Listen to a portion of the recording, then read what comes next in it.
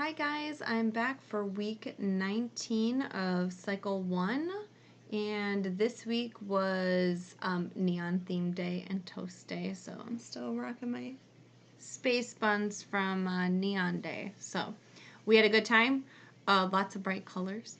And for this week, we talked about in geography, we're continuing with Mesoamerica. And this time we are covering the cities and then one lake in Mesoamerica.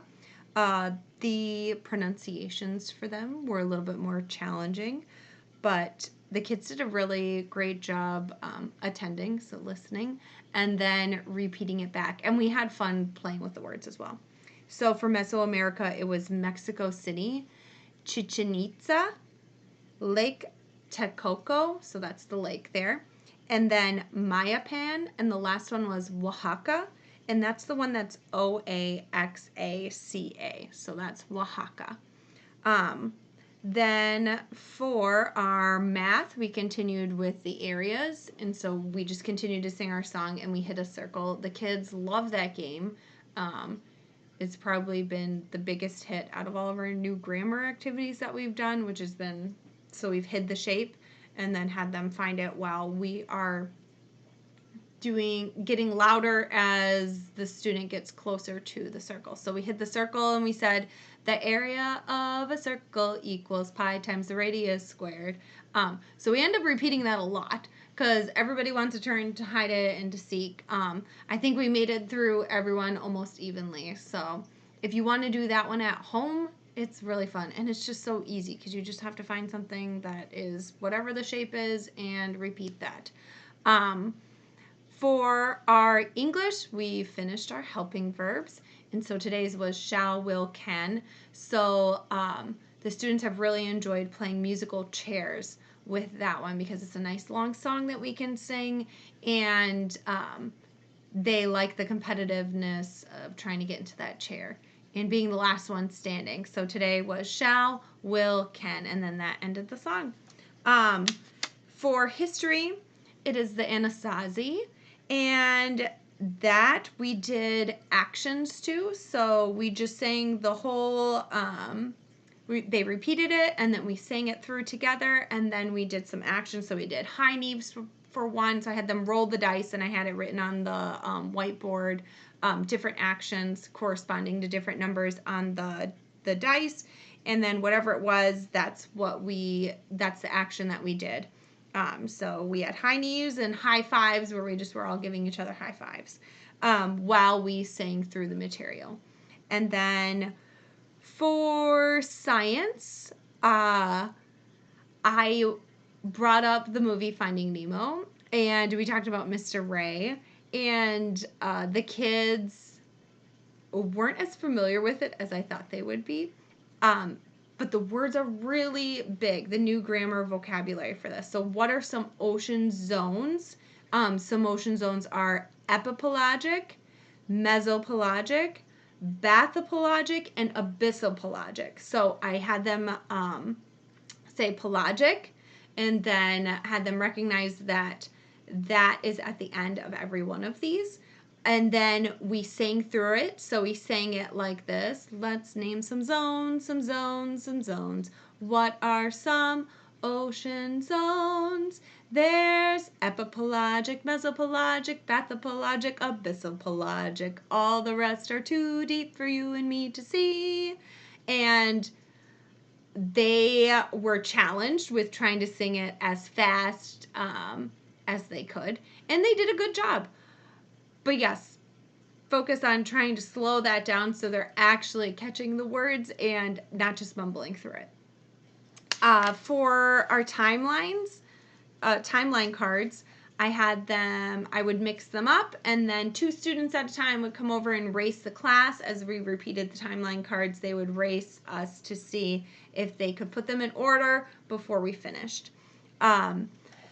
Then for our Latin, we covered that in review because we kind of got a late start today.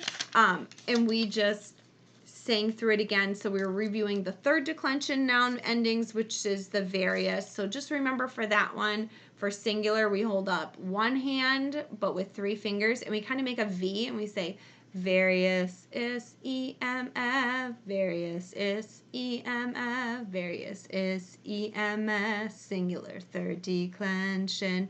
And then we go like this and we go ace, ibis, ace, ibis, ace, ibis, ace, ibis, ace, ibis, ace, ibis, plural third declension. So yeah, that's it for that one. And then that was all we had for new grammar. For our science, we talked about crystals, and they got to do a crystal painting. So we had the black paper, and we dissolved Epsom salt in the warm water. And we talked about how, because the water was warm, the water molecules were spread out. So we were able to tie it in with when we did the spirals over the heat, and talking about how air molecules will spread out, speed up, and bump against each other. So we're able to kind of connect the temperature having an effect on molecules. And this time the temperature was having an effect on the water molecules, spreading them out, giving them space. So the Epsom salt, we could really concentrate that and add a lot of Epsom salt into our water. And then once we painted, the water would evaporate and our crystals would form. So the Epsom salt would be left behind and would form these shiny crystal patterns. We talked about where do we see crystals in nature, in our everyday, where are they familiar with them. So they talked about snowflakes. They talked about gems, which is a little bit different, but it helps us kind of see that the geometry, like the geometrical shapes that crystals make, and we related it to minerals as well. So it was a little hard for them to grasp, but they really liked being able to see the crystals forming. And then we got to take a look at the borax crystals and the salt, the table salt crystals, and the Epsom salt crystals that Mrs. Ferris had done and grown at home on a pipe cleaner. And they really liked that because it was a way to see more clearly the difference in the three minerals and how their crystals, the pattern that their crystals formed. And so crystals, you're focusing on, it can be man-made or it can be naturally occurring.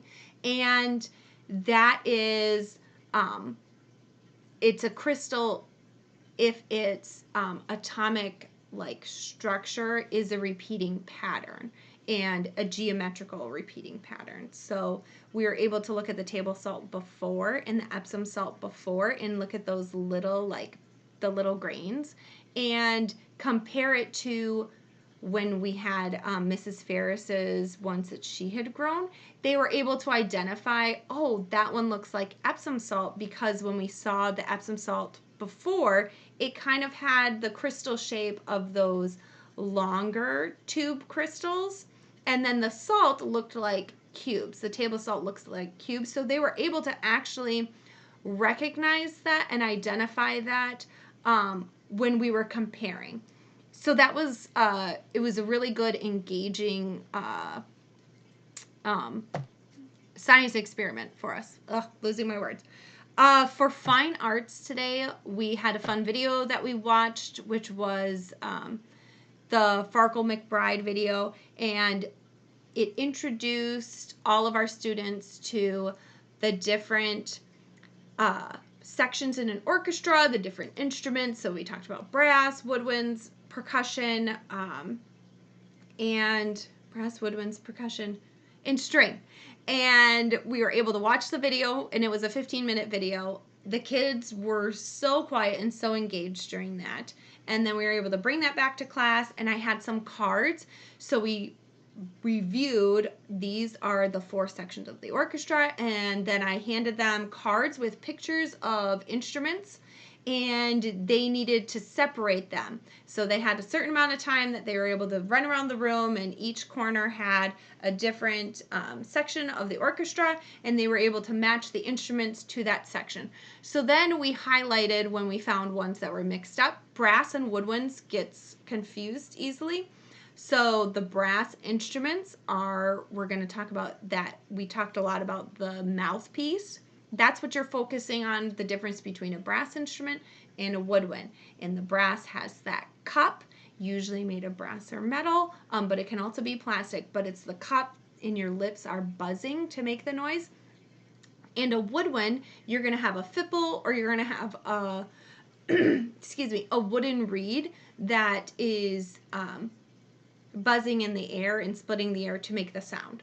So we were able to identify where there was some confusion there and go over those instruments. So then in the coming weeks, make sure that students are bringing something snuggly that they can just lay down, because we'll be listening to some famous pieces of music, orchestra, and the kids will be able to listen to those and hopefully recognize now some of those instruments that we were talking about this week. So if at home during the week you want to talk about and maybe look up and identify more of those instruments, so that when we come back to class, we can be listening for those. And the students can have more of a visual while they're sitting quietly and listening. That is all I have for this week. Oh, for review, we did Pictionary, and it got very competitive. But the kids always do such a great job drawing the pictures, and we're able to cover a lot of the review material pretty quickly, because I'm able to cover a lot of the weeks and the subjects, and then they draw pictures in between. So that's all I have.